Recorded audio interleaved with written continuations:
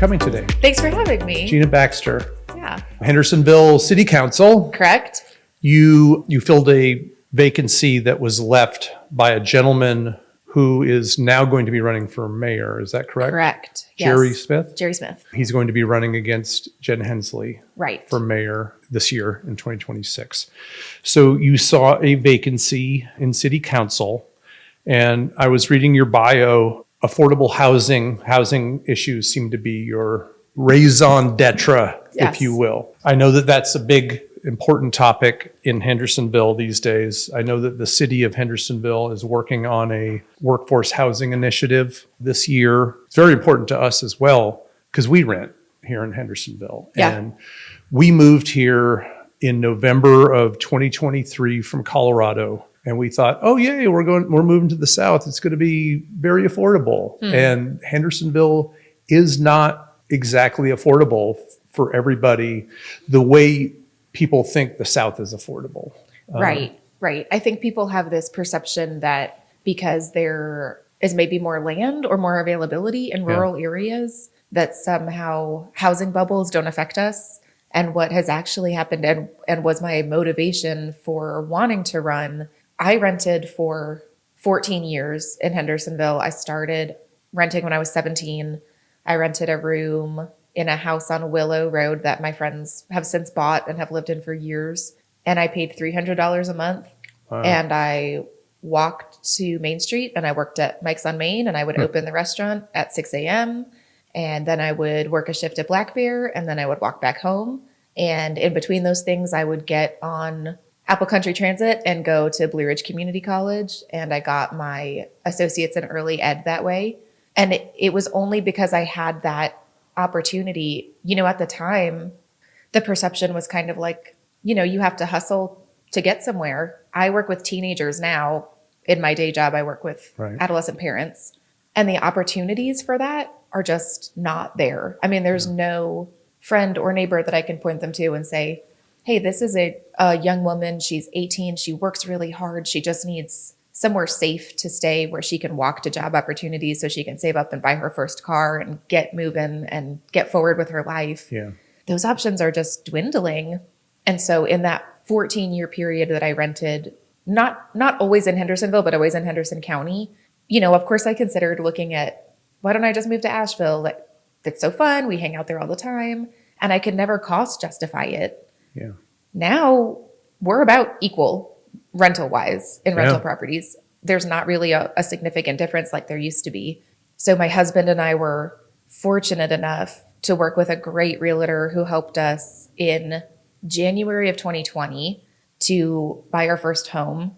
And it was under $200,000. And I think when I talk about the housing situation as I see it, that the amount of luck really that played into that. I mean, there was no like secret information that we had or no self-determination that got us there. It was the luck of the draw that we had a good realtor who found us a good deal on a good house that has been a safe place for us to stay. And that is just not an available option to most people. Yeah. So for us in the situation that my husband and I are in, I work at a nonprofit. He bartends part-time and does land surveying the other part-time. We would not make enough money to rent here. Right. So we'd be pushed out of the only community that we've known. Yeah. And I've been watching that happen for generations. So at some point I complained enough that my friends were like, can you just run then? Like, just stop, like I think everybody gets to a point in local government where it's like born of complaining about an issue and people are like, shut up and go do something. They call that put up or shut up. Exactly. Exactly. Yes. Yeah. So we got to that point, Yeah. I think, with just watching this kind of insurmountable problem and knowing that the existing city council was doing so much. I mean, there's so much acknowledgement of the issue, but really my thought about running was bringing the perspective of the folks that I work with and represent in the community and my own personal experience. I'm very close to a lot of community nonprofits and have often worked in them. So my hope was kind of to be able to bring a perspective of folks who are on the ground. Yeah. And the housing subcommittee that we have now has been doing incredible work. Lindsay Simpson and Jen Hensley are both liaisons to that committee and are doing hard in the weeds zoning and community Yeah. organizing work. But it's a big task, and it has taken all hands for sure. Yeah. But that was definitely the motivating factor for me to jump in. Yeah. So to folks listening who are outside this area, what is driving these high prices of housing in this area? Several things. So several factors kind of reached a confluence, I think, at a certain point. And there was a huge bubble at COVID. So Dylan and I we closed on our house February 14th, 2020. COVID hit March 16th and 17th is when things started to shut down. In that timeline, people were fleeing urban areas thinking, if we've got to be inside for a year, I don't want to live in a city. Yeah. I want to live somewhere where there's land. And I think there was this kind of reckoning around what people wanted for the long term of their life and for their families. And Hendersonville is so special. I know I'm biased, but I really feel like our community is such a specific and singular kind of intersection of so many things. I mean, there are protected lands in every direction around us. We have great schools. We have great community input. So I feel like when people come here, they think, I could live here. Yeah. And I think a lot of people started to realize those dreams in that shutdown year and when we were all kind of reevaluating what we wanted. There's also a supply issue. Prices go up when supply is not as high as demand is. Right. So what started to happen was that houses that had initially been maybe, in like the 150 range, were starting to get pushed up because the market supply was pushing everything up. So people were willing to pay twice as much for the same amount of house. And that drives the whole market in that direction. Yeah. So eventually it became kind of untenable and people were competing for cash offers and writing letters. And it's cooled off now. And now we're just kind of in a holding pattern of things are really pricey. Yeah. But it's not quite as hot as it was 3 or 4 years ago. Right. But I think really the folks who could afford to move here at those higher prices wound up being able to kind of skew the market that way because people started to see, okay, well, if I can get $300,000 for an 800 square foot home, why wouldn't I? Yeah. And if you're trying to move, it costs money. So I think it's just a lot of factors that center around supply and people's availability and willingness to pay for the supply that is available. Yeah. I've seen statistics about the different professions of folks who live in Hendersonville and all the professions that can't afford to live here, that work in Hendersonville, doing a lot of the things that need to be done to keep the city moving. And a lot of those folks can't live here. There are pockets of affordability in upstate South Carolina. Property values seem to be a little bit lower than they are here.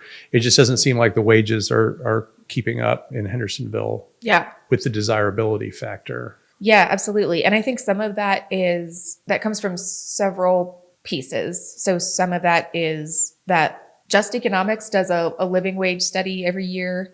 And the jumps are big. And so it's hard, I think, for, like I said, I work in the nonprofit sector, and it's hard for businesses to do that kind of reevaluation every year when there are these huge pockets of cost of living increases that we're all facing. So what I see often is that there will be an incremental increase and it can't keep up with the cost of living. Yeah. And then some of it is other sources. Teachers should make more. Teachers should make more. And that is a state level issue that, as much as I would love to have a useful voice on, city council doesn't get to really weigh in on. They don't ask us. Yeah. But it is a statewide issue that teachers can't afford to live in the communities that they work in and that they serve and that their children live in. Do you think the solution is in large part paying these people more? Yeah, I mean, certainly for teachers, I would say that's an easy one for me. I would also say that there are several mechanisms that factor in.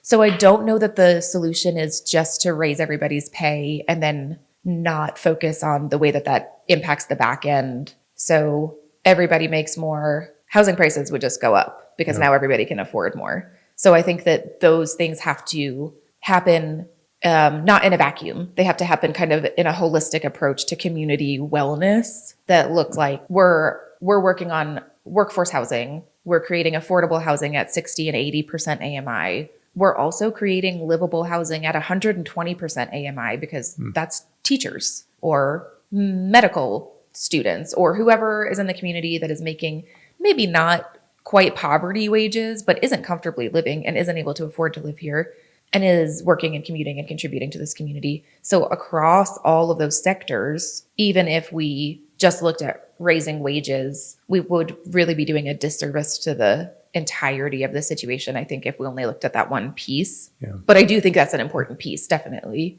Yeah. I just don't think it can exist in a vacuum effectively. Do you feel that there should be more oversight into rents? So this is a conversation that I have so often. Are you familiar with a Dillon state? No. Okay, so there are two kinds of state constitutions in the U.S. One is called a Dillon rule. I think I have heard of this. This is coming back for you? Yep. Okay, the other is home rule. Right. Okay. Right. North Carolina is a Dillon rule state. Right. That means that municipalities only have the authority that is expressly given to them by the state constitution or the state government. Okay.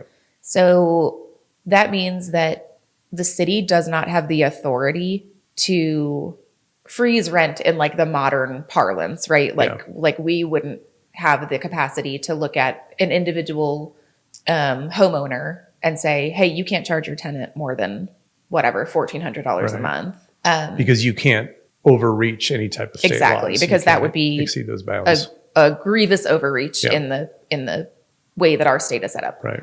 And it would have real impacts. So really the way that rather than looking at what we can do to kind of freeze rents or to create statewide housing policy, what we're looking at is what we do have the ability to do, which is to respond to this demand for missing middle housing.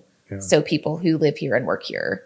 So we can do a lot there. We can work with LIHTC or other funding programs to try to ensure that what we build is sustainable for the long term.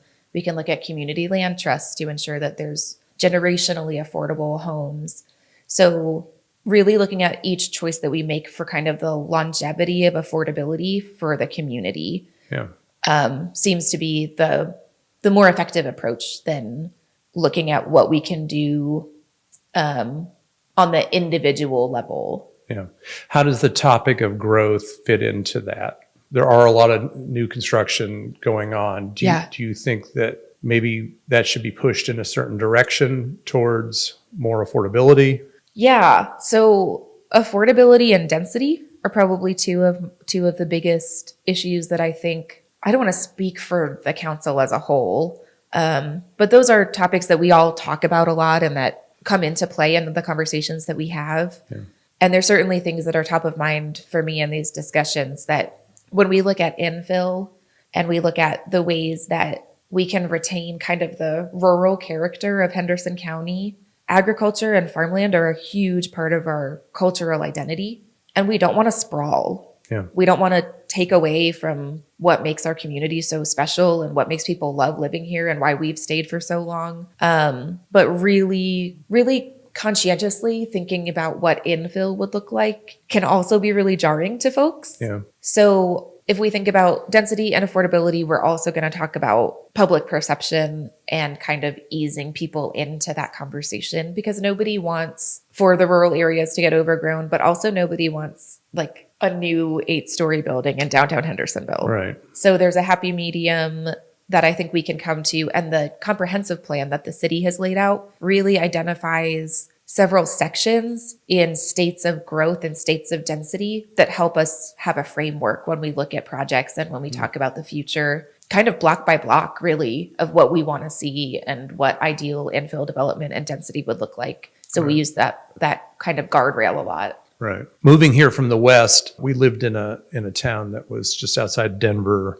and they were starting to go up. It almost doubled in the time that I was there in 10 years. So yeah, they definitely had to go up, and people were really pushing back on that notion. Are people kind of the same way here? They don't want their views blocked by a large building. Is that? Yeah. I think change is always hard. Yeah. People really like a lot of the small town-ness of Hendersonville. I think the secret's out. I think people know that we're here. Yeah. And we can't really build a wall and keep people out. So I think we've got to just look forward. Yeah. I know that amount of change can be really painful for folks, and I take that very seriously. And I think that it comes from a place of, feeling unheard or feeling unappreciated.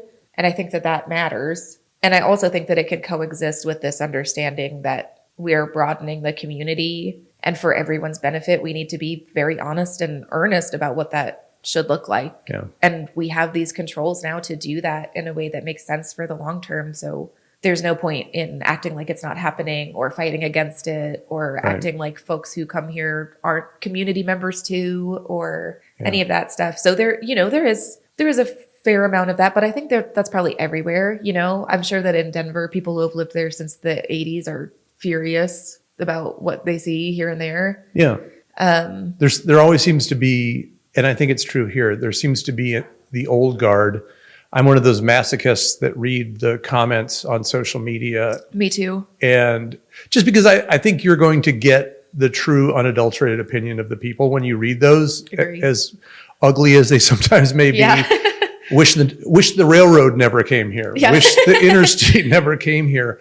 You wouldn't be here if those things didn't come here. And it's just not realistic. And again, using the Colorado analogy, and I'm not from Colorado originally, but spent enough time there where if you head out into the Eastern Plains, you can go to some of these little ghost towns that didn't do anything to invest in their future. And there's tumbleweeds rolling down the streets today, and there's no opportunities for anyone. So that's the alternative. If you're not growing, you're dying. Yeah, exactly. And that's really, we're fortunate. We're fortunate that we live somewhere that is so beautiful and that is so well thought out and is so future focused as far as creating a space that families are going to want to be for generations. And truly coming through Helene and watching the way that our community came together then really grounded me in a deep understanding of what it means to be in community with people, is that we will help each other out. So when folks say, I love local history so much. And when folks say, like, I wish the railroad had never come here or whatever, I think back to the train depot and what things were like before the railroad was here. And it was a different world. Yeah. And I can see where that is a huge emotional shift for folks. And yet here we are, Yeah. And I'm sure people back when the railroad came were like, I remember the old days when. So you can keep playing that game. Exactly. Forever. Indefinitely. Yeah. Do you think that Helene was sort of the caterpillar to the butterfly moment for Hendersonville, as far as people rising to adversity, getting through together with a sense of community, and sort of realizing that they got this, they can rebuild, they can make this city even better than it was before? I hope so. I like thinking about it that way. I'm not sure that I'm ready to call us butterflied out of Helene yet.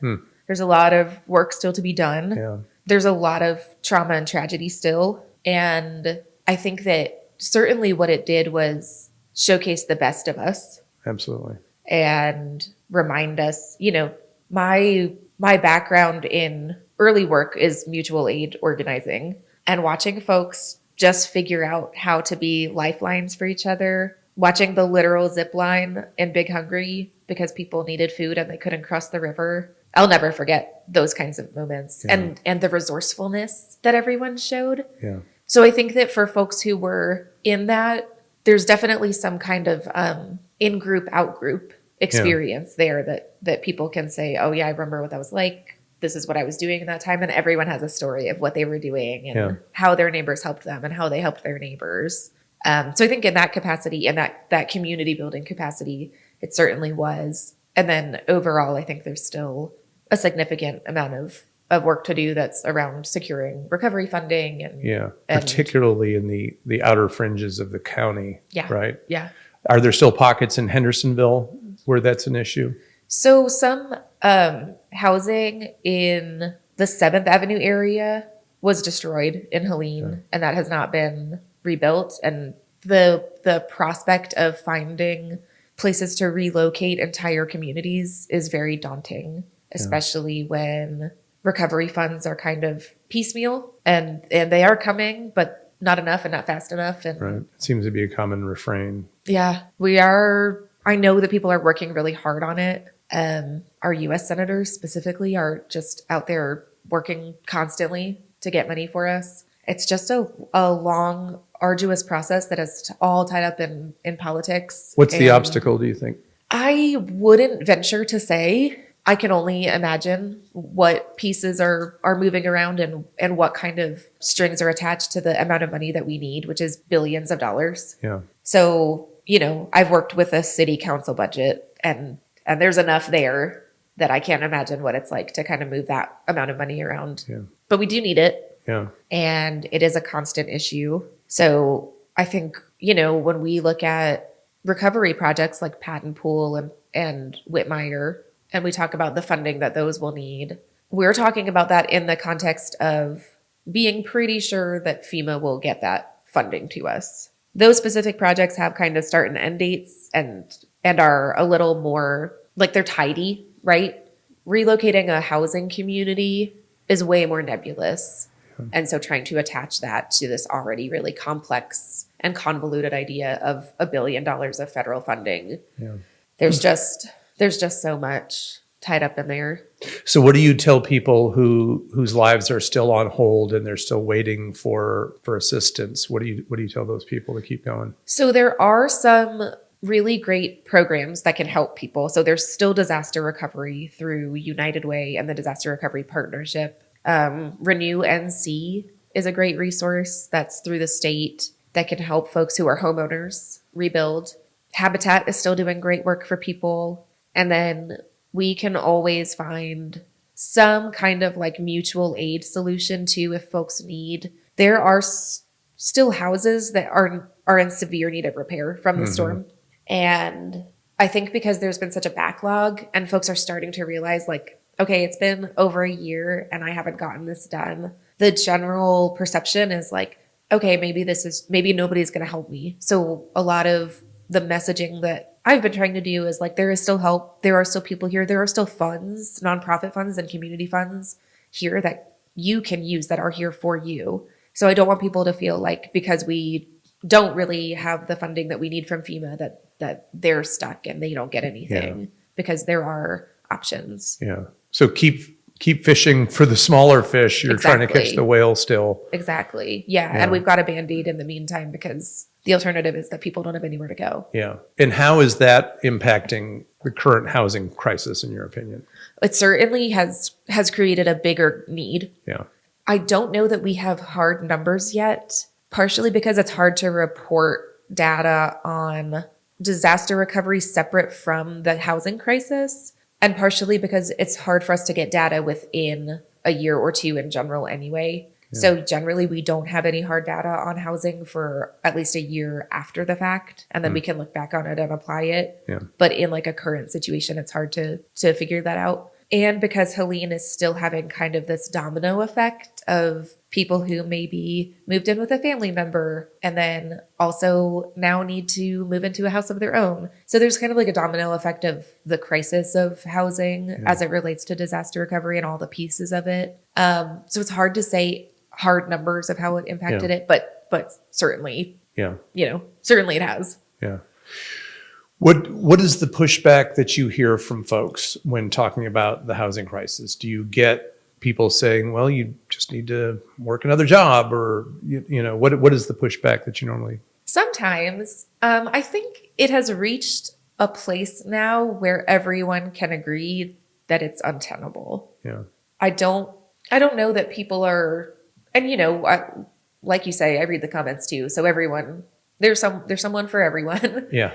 And there are certainly some outliers, but I think by and large, people can look at the situation and realize this is not the housing market that any of us expected to see. Yeah. And it's not a reasonable housing market. Yeah.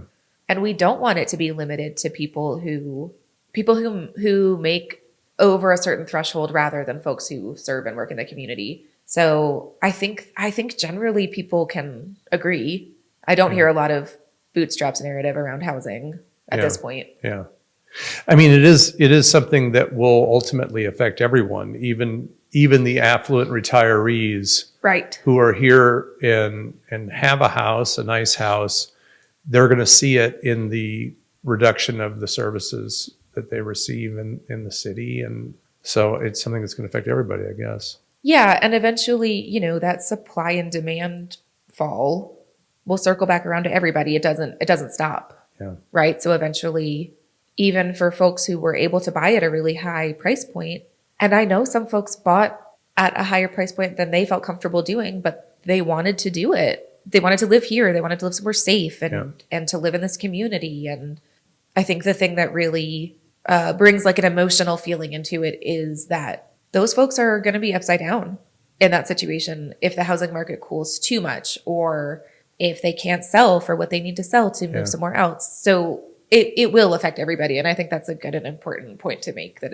it's not just folks who are looking for a first-time home to buy. It's folks who are really moving in the market at all. Yeah. Including rentals. And rates are going down right now, and things aren't moving as fast as they thought that they would. So Correct. That's kind of interesting. Yeah. Yeah. It was a 3 or 4 year bump of like really, really hot. And then it's cooling down pretty significantly. So what drew you to Hendersonville originally? Your bio says you moved here when you were 12. Yeah. So, because I was 12, my parents drew me here. That's a compelling reason. Yes. I had no alternative. So I was born in New Jersey, and I lived there. I lived in North Jersey till I was 8. And then I lived in South Jersey until I was 12. Near the Jersey Shore? Kind of. So in South Jersey, I lived in Medford, which is closer to the Philly side. Yeah. But South Jersey is really narrow. Yeah. So it's all kind of close. Yeah. And then in North Jersey, close to the city, my dad worked in Manhattan, and he worked in sales for Kodak, and then Kodak stopped being a thing. Yeah. And he started working for Johnson & Johnson. What year would that have been? I think it was maybe 90.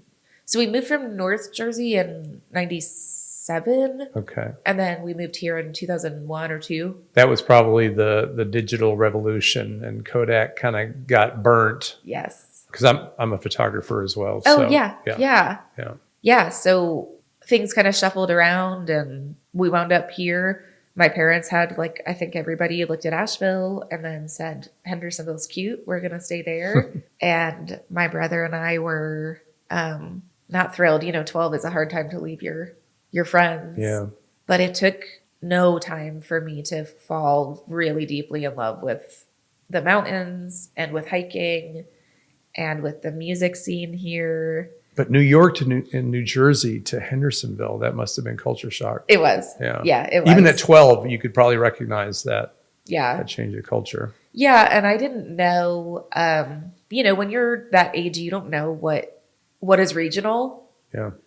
So I'm walking around thinking everybody knows what Broadway plays are, and people here are like, "Who is this weird girl?" It took a while to get acclimated, but I really did find my people pretty fast we would hike through DuPont.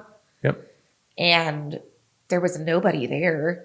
And so we would go, when I was 16 and 17, we would go climb the face of Triple Falls, and we'd have little picnics out there. And then we'd go to the Gray Eagle and Contra Dance. And we just had the best time just running around and making these lifelong connections with people I'm still very close to, and renting these cheap rooms where you could walk to jobs. And it was just a fun time to come up. Yeah. And I love a lot, there's a lot of bluegrass and Americana culture around here that I really love. And I don't know that I would have learned any of that if I had stayed in New Jersey. Right. And it's very important to me. It's a real huge piece of what keeps me here. Cool. Yeah. Yeah, I mean, there's, just going from the north to the south, you've got all those different cultural changes. And then you have the regional nuances here that are even different than, I spent half my life in Savannah, Georgia, and this area of the South is very different than Savannah. Yeah. It's a couple degrees of separation. Yes, it's not just the South, it's also Appalachia. Yeah. It's also Western North Carolina. Yeah. There are all these overlapping And identities. being an outsider that moved here, there's a little bit of pushback, and I don't take great offense to that, because I think you should be proud of where you're from and at least want to have the desire to make sure you're preserving something. You know, the comments, I wish the interstate never came or the railroad never came. Of course, that's hyperbole, but you know, there is a little bit of a sense of you're an outsider. Maybe you don't know it's right for this area. Did you ever feel that coming here? Oh yeah. Yeah. I mean, I don't know that I felt it when I was in school necessarily. It doesn't seem to me to be something that, you know, I was in middle school, so I don't know that kids were doing anything other than being like, your accent's weird, which was fine to me. But it's certainly something that has come up in campaigning, and I have a lot of empathy for it. Like you said, I mean, I think people should be proud of where they live and where they come from. And I love to learn about history. So when people say stuff that is, you know, maybe not directly, but maybe coded, like, here we go again, another, I always joke that I'm a carpetbagger. Another carpetbagger coming, because that's, you know, the phrasing that people have used. I use it as an opportunity to talk to folks about what is important to them and what feels like needs to be preserved. Yeah. Because the culture here is incredible, and I do want to preserve it. And I love the curb market and seeing cloggers there, and, you know, generations of farmers come to our community. Yeah. And folks are usually really receptive to that. I think people just like to get out in front of it and be like, hey, this is my community. And then if you say, you're right, it is, and I would like to make it our community, how can I do that? They're open to talking about it. Yeah. As long as they don't harm the carpetbaggers like they did during the Reconstruction. Correct. It's a loaded comparison, but it's strictly joking, just for anybody who's listening. So you embrace social media somewhat more than perhaps some of the old guard that's running for offices and politics. Do you think that gives you a leg up? You know, when I first started doing it, when I was campaigning, it was mostly just my friends who followed me. And so there was a lot of cheerleading, and it was just a very small network. And I think now I lean on it kind of as a tool to message what's happening at the city level. Yeah. So I don't know that it necessarily gives me a leg up in the sense of like, folks always agree with me, or... Well, it is social media, so... Right, right. I mean, you know, everything comes with some amount of pushback. Yeah. But I do think that it's a worthwhile tool as far as engaging folks in local issues that maybe they don't know about, because I mean, let's be real. City council meetings can be 4 hours long, and they're on a Thursday night. So my friends who have children who are mostly between the ages of 3 and 13 are the ages of my friends' kids. They're not watching that. Right. So I think about them when I do videos. I'm like, what is an interesting or important or worthwhile thing that's going on that I want them to know about? Yeah. So you saw the vacancy. You've held the housing issue close to your heart. Uh-huh. You saw the vacancy in the city council seat. What were you doing at the time? Were you with a nonprofit at that moment? So I was with, and still am, with Children and Family Resource Center. Okay. And my campaign situation was interesting because I decided that I was going to run, and I talked to our executive director about it in April of 2023, because nonprofits, 501c3s are nonpartisan and can't have anything to do with politics and can't touch it at all, or they risk funding. So I had some concerns about how I was going to straddle those lines. And we talked through that, and it seemed like something that we could make happen. So I decided that I would announce that I was going to run. At the time, filing was scheduled for that July, and the election was scheduled for that November. So I was behind the ball. I was like, I'm going to try to jump in there last minute and see if people like me. Come May, a Senate bill was introduced that moved that election back a full year. So I had, from April of 2023 to November of 2024 to work on campaigning, because I had already announced. Yeah, right. So in that time, 2 council members resigned. and 2 people were appointed. Jeff Miller was appointed to Jerry Smith's seat, and Jeff decided that at his appointment, he said, I'm not going to run again. I am filling this appointment at the request of the city, and because, he's a deep believer in civic and community obligation. He's a great guy. He's a great guy. Yeah. Would do anything, for his community. And so he stepped in to fill that role after he had been off of city council. And when he said that he wasn't going to run again, I thought maybe this is the way that I should file, because what I don't want to do, and what's tough in local politics, is you don't want to go in and ruffle feathers. Yeah. So I was able to file for Jerry's unexpired term that Jeff was sitting in, that no incumbents were running for. Okay. Yeah. Okay. And then 2 other folks filed for that same seat. Okay. Yeah, I saw the Lightning article. So you won that election after a lengthy campaign season. What has it been like? What do you like? What do you don't like about the role? So I think that the learning curve has been really steep, and something that I have really developed a deep appreciation for. I've always watched and attended city council meetings and thought, city staff is so incredible and they know so much. When you see it up close, there are absolute experts in their field working at the city of Hendersonville. Public works, planning, communications, utilities. Those folks are phenomenal people, and they're kind, and they're thoughtful, and they're available. So that's been one of the most consistent things that I've loved about it, is that I get to be in close proximity to folks who are happy to share their expertise, and who are kind of like willing to deal with the politics of politics to help the city get to a better place. Yeah.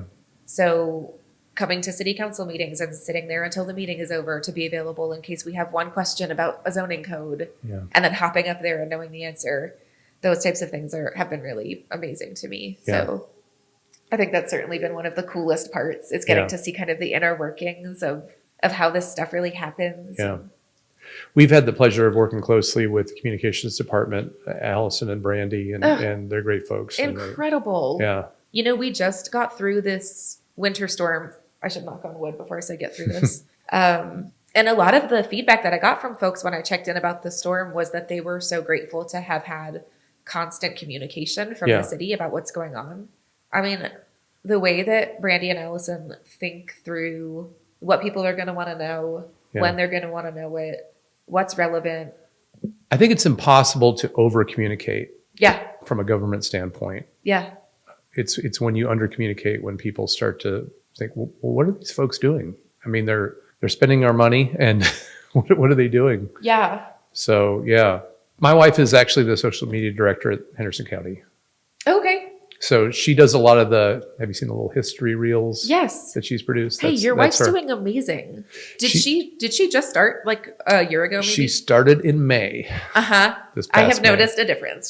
She's doing a great job. Yeah. Thank you. Yeah. Yeah. She does the social media for our company, and she did the social media when we were in Colorado. We had a different company, so she applies a lot that she learned to that. Wow. And it's a lot of governments tend to be governmenty when it comes to, let's put a graphic out there and, just the facts. Yeah. And I think she adds a little bit of life and fun to the, and you got to post reels because people don't engage with static posts. Yeah. So, yeah. I'm proud of her. Yeah, she is doing amazing. Yeah. I'm so glad to know who the person is behind that, because it has been a noticeable and lovely, cool new thing that's great to get to engage with county staff. I can't wait till she hears this. Yeah, no, absolutely. Absolutely. I can think of several reels offhand that the county government has posted that I've been like, okay, guys, this is fun. This is cool. Yeah. But she loves Allison and Brandy, and they talk a lot, and she wants to start going to a lot of those, the symposiums and the conferences and stuff that they go to as well. But anyway, the city really seems to care, and they seem to, I don't know, they're able to put a human face on the city. And a lot of cities aren't like that. So kudos to the city for doing that. Yeah, incredible and incredibly accessible. I mean, walk downtown and you'll find a city staff member. Yeah. You know, they're folks who live here and care about all of us, and Yep. truly just like a unbelievably high density of folks who really care. Yeah. In one working team. Yeah. Yeah. So you filed your paperwork to run again in November. Correct. For your same seat. Yeah. Does it hit different when you're running? You filled a vacancy before, but now this is pure election for a seat. Does this hit different? Do you feel I would like say what feels different is running as an incumbent yeah? is definitely different than running as an outsider. Do people look at you differently as an incumbent? It's like you've been in this position. What have you done, kind of thing, rather than what could you do? I wonder. Yeah. I haven't had my campaign kickoff yet. I don't know that folks are going to get really geared up about midterm elections until maybe spring. Yeah. So I'm going to try to hold off and not do a year and a half's worth of campaigning again. Yeah. But I do wonder about that. If Yeah. people are going to say like, well, you're one of them now. So what have you been doing for 2 years? Yeah. Yeah.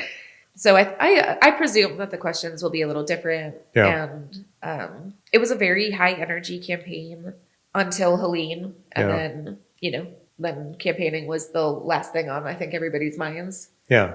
But up until then, it was really fun, and we loved knocking on doors. I mean, I was out every weekend knocking on doors and talking to people, and I love that kind of stuff. So I'm hopeful to do that kind of like town hall canvassing work again. Yeah.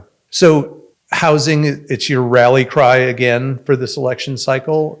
Yeah, I think so. I was just talking to my friend who kind of managed my campaign last go around, and we were talking through like whether the platform should stay the same or whether we feel like there are more important community needs that we should be addressing. Yeah. And really that's where I'm looking.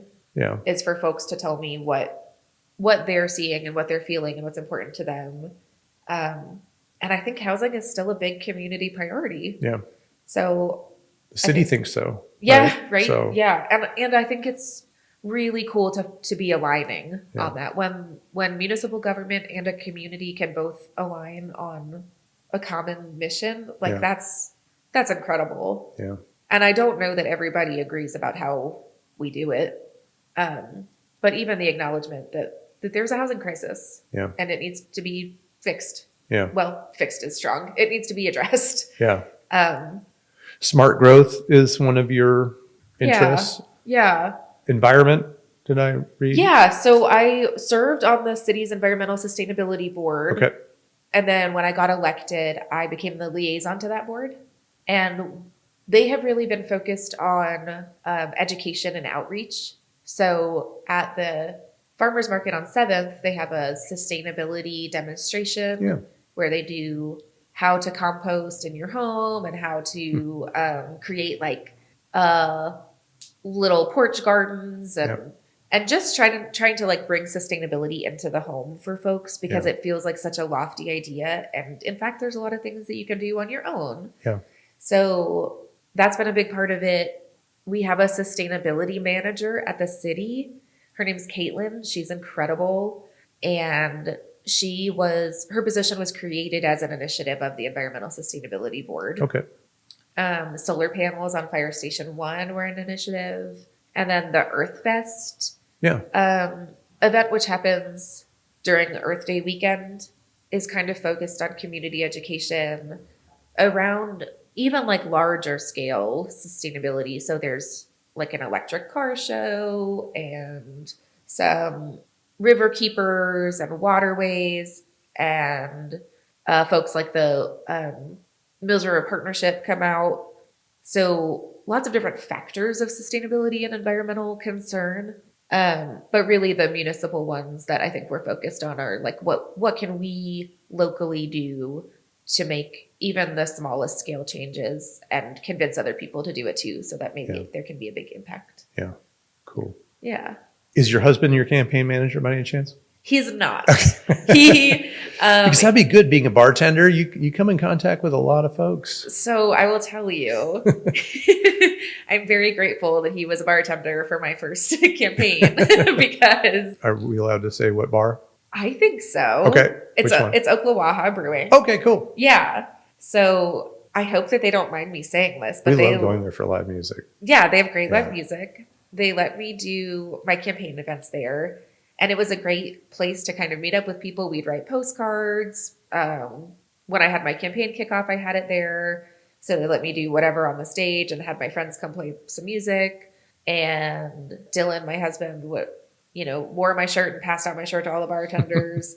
I came in one day and there was a giant Taylor Swift cutout wearing my shirt on top. I don't know, like who does what over there, but they were very supportive and very encouraging. Yeah. And I was very grateful to have a space in the community that was like, sure, come here and use this stuff. Yeah. There's a lot of nice bars and breweries in Hendersonville, but Oklawaha definitely feels like kind of a community hub. It does. Yeah. It does. Yeah. And I think that having that kind of space and opening it up to people notice and remember and get attached to it. I think there's a lot of attachment to Oklawaha. Yeah. Yeah. Now, city council is a nonpartisan race. It is. But you do not shy away from what side of the aisle you fall into, correct? Are you? Yeah. So you're pretty well aligned. Yeah. So I would say on municipal issues, my friend Preston Blakely, who's the mayor of Fletcher, always says, there's no Republican or Democratic way to take out the trash. Yeah. This is just, we're working on community needs. And I think that it is incredibly important in the municipal arena and in local government to make sure that we're accessible to every single person. And so that means being sure that we're not bringing partisan issues into local government where they don't need to be and where we're not, I never want somebody to feel like I can't talk to her. She doesn't represent me. She doesn't care about me because she's a Democrat.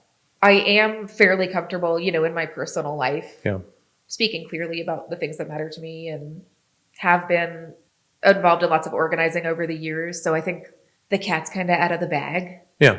And I don't know that there are really a ton of ways that overlaps. So a lot of times what I'll do, I have 3 hats, right? And one is the nonprofit hat where I'm at my day job. And one is when I'm at a Dems organizing event. And then one is when I'm doing city council stuff. Yeah. And each of those lanes has very specific guardrails. Yeah. Do you think that it opens you up perhaps to criticism, but it also opens you up to being more identifiable or more relatable to some people who would align with you, I would assume? Yeah. And I think both. Yeah. And I think the criticism, I kind of take it in stride. I mean, we are all whole people who have whole experiences. And running for local office doesn't take away the part of me that also has beliefs about bigger systemic things that I see. And I also think that we all, as adults, have the ability to kind of be mindful about where and when we express those beliefs and in what arena they deserve to be heard. So I think that there are some cases where people think both ways, right? Oh, she's a Democrat, she's going to think this. Or, oh, she's a Democrat, she's going to agree with me on whatever environmental issue that means that we should never develop in Hendersonville anymore. Yeah. I don't agree with that. And then by the same token, I have close friends who are Republicans. Yeah.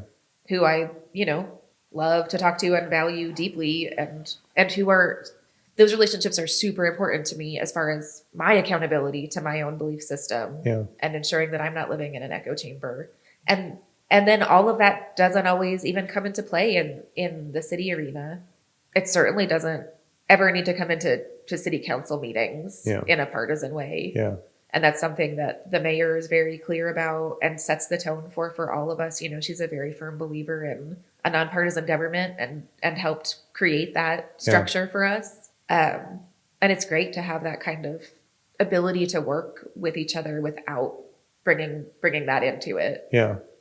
I've had conversations with 2 previous guests, and we talked about how local politics are different. You meet your constituents out in the street. How can you, it's not a nameless, faceless situation like the federal government. You have to see these people every day. You run into them at the grocery store. Yes. And so do you think we've become too polarized as a nation? And are we too quick to say they're red or they're blue and they're this way and I don't want to talk to them? And do you think discourse is shut down because of that? I think this is such a huge question that has lots of different layers to it. I think in our community and in my personal experience, we all have this really deep ability in Hendersonville and in Henderson County to just kind of exist regardless. Yeah. If I didn't interact with people who felt differently than me in Henderson County, I would be denying myself incredible relationships. Yeah. Some of the best produce in town, partnerships that help other people in the community get what they need. Yeah. So I think in lots of ways, it's a pretty big disservice to cut people out because of political beliefs. I can understand a moral boundary at some point for some folks, right? But I don't know that that's really the context of the conversation that we're having about community. Yeah. And you're right. These are people that we all see at the store, and they are our literal neighbors. Yeah. And the first and most important thing to me, and that I've learned from being raised by this community, is that we treat each other with respect. Yeah. Regardless, Yeah. always. And I have had that extended to me by and large, even when folks disagree with me. Yeah. I mean, I've had folks call me and say, "Hey, you sound like a liberal nut job." And, and they're allowed to say that. Yeah. And I can say, "Hey, let's talk about it. Here's what I think. What do you think?" And then we can go get coffee and talk for hours about what's going on. And those are that kind of depth of relationship and that willingness to really peel away the initial like impulse of like, I don't like this person. I don't agree with this person. I don't think that really does us any good. Yeah. We got to all keep living together and we all see each other as humans first and neighbors and yeah. Well, I think that's wonderful to hear because, this podcast is all about communication. And I always say that listening is more important than talking. So it's good to hear that you're listening and you're willing to listen to other people. And I think more people should be that way personally, because you're missing the opportunity for someone's story when you shut yourself off. Like I see a lot of people doing that today, especially in social media. Yeah. And I don't think that's healthy because I'm a Green Bay Packers fan. I will talk to a Chicago Bears fan. I won't agree with their football taste, but yeah, I mean, it's all kind of silly when you look at it from a local level, because we got to do stuff now here in the immediate that don't really reflect the blue and the red sometimes. Oh, absolutely. Yeah. And we really don't have the capacity to even have those conversations when it comes to what people's needs are. Yeah. I mean, who cares what your political alignment is? If you need something, we're going to make sure that you get as close to it as we can get you. Yeah. I wonder if I won't tell it. I have a story that. Oh, come on. I know. I just talked to someone recently who is a Republican community member who asked about Democratic candidates for a primary that's coming up. And he just said, we need to understand what's going on for our community as a community, not as a party, not as a member of a party.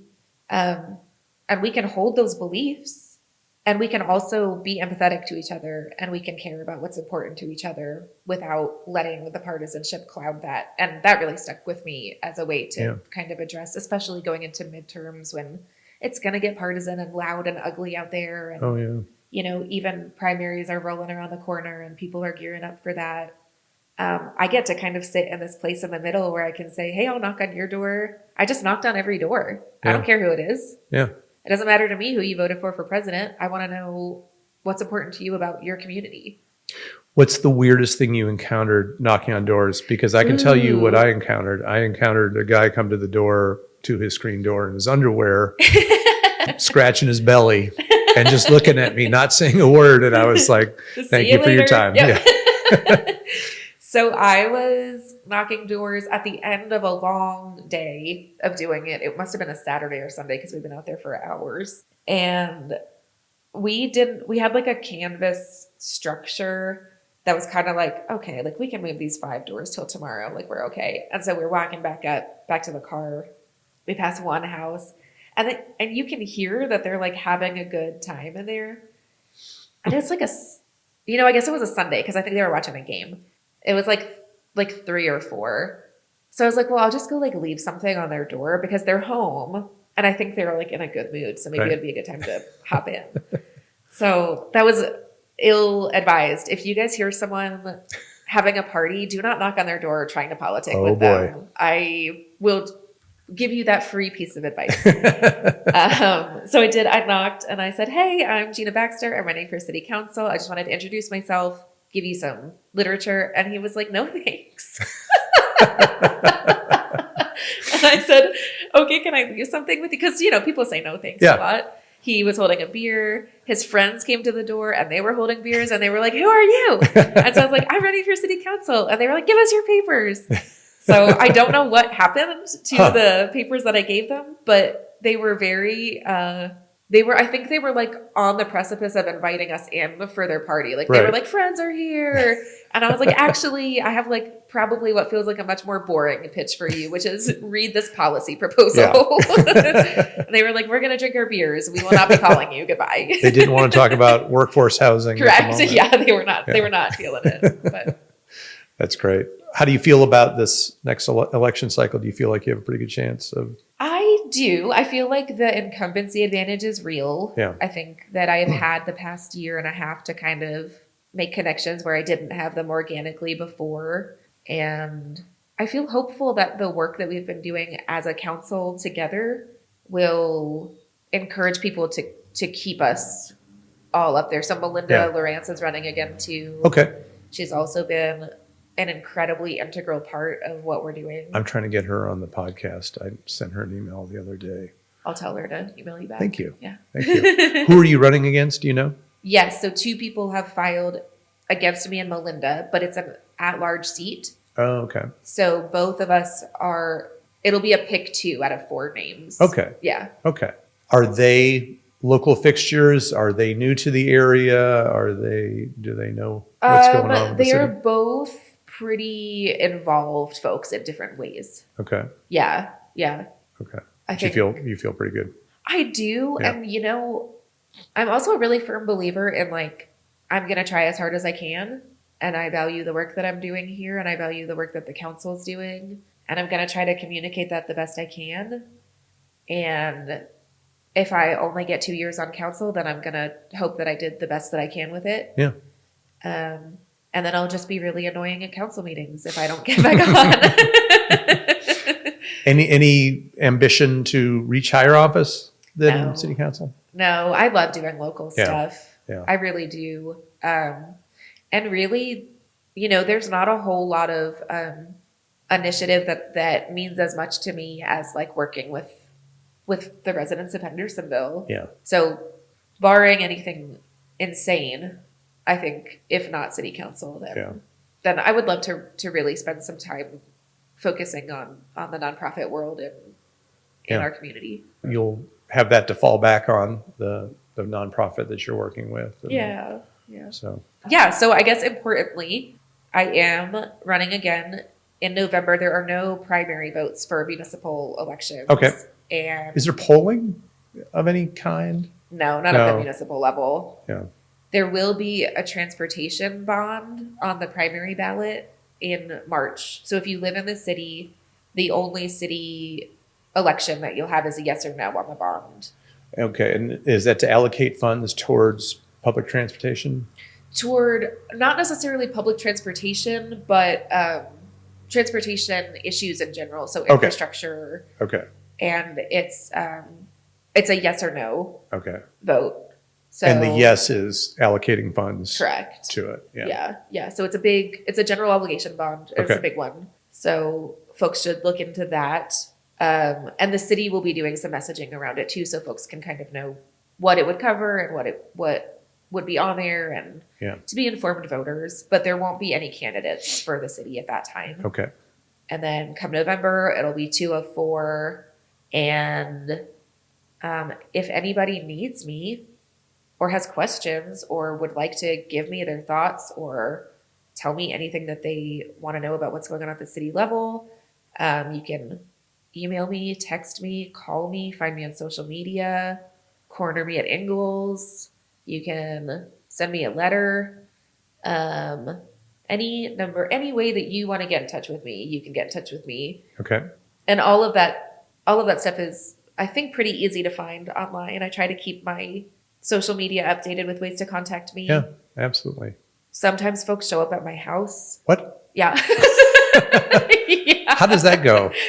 It goes fine because I like it. I think my husband is probably like a little less thrilled. Yeah. But I love having kind of a maybe too open door policy. But I'm like, come on, like, tell me what's going on. There's a very fine line between someone with a question and someone with mental issues.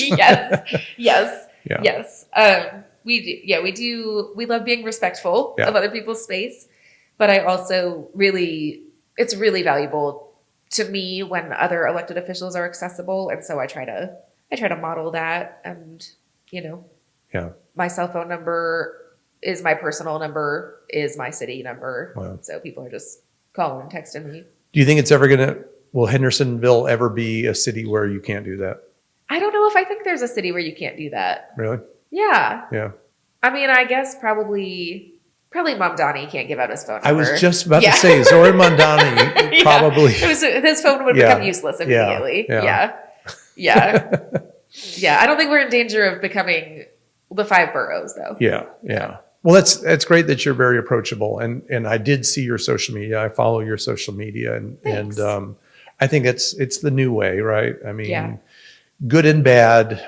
The negative comments, the wish the railroad never came here. You're going to get those, but you're also going to get some good nuggets as well. So Baxter for HVL.com. Yes, that is the website. The website is under repair. Oh, okay. Unfortunately, you need help with that? I have 2 friends working on it right now. Okay. So hopefully by next week it'll be up and because we do running. websites too. Do you? Yeah. Okay, I might hit you up. Yeah. Yeah, it's kind of like a critical time to have a website. Yeah. So we need to get that on. Yeah, I mean, it's websites are you're conspicuous by your absence now. Right. People, Facebook, especially in Hendersonville, obviously Facebook has become an older platform. Instagram, TikTok, obviously younger. But yeah, you're conspicuous by your absence if you don't have a website. But at least you have your Facebook and Instagram. So yeah. Okay, so Google Gina Baxter on Facebook and Instagram for now, and then in a few weeks check the website. Yes. And my email is connected to that domain, so emails are bouncing back. It's a great situation. Yeah, that's tough. That's tough. So DM you on Instagram or Facebook. Best of luck to you. Thank you in this race. Thank you for the time to chat today. It was very nice to talk to you. Thank you for talking, and thank you for listening, and thank you for keeping the communication going. It's all about communication. Absolutely. So wish you the best of luck. Thank you. Thank you, Gina.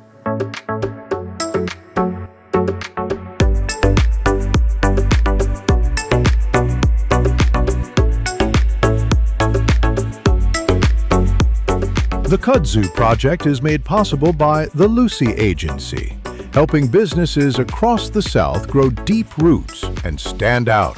Based in Hendersonville, North Carolina, this full-service marketing firm builds handcrafted websites, eye-catching logos, and social media that pops for businesses and organizations. Because if your story's worth telling, it's worth telling right. Learn more at lucyagency.com. That's LUCEY agency.com.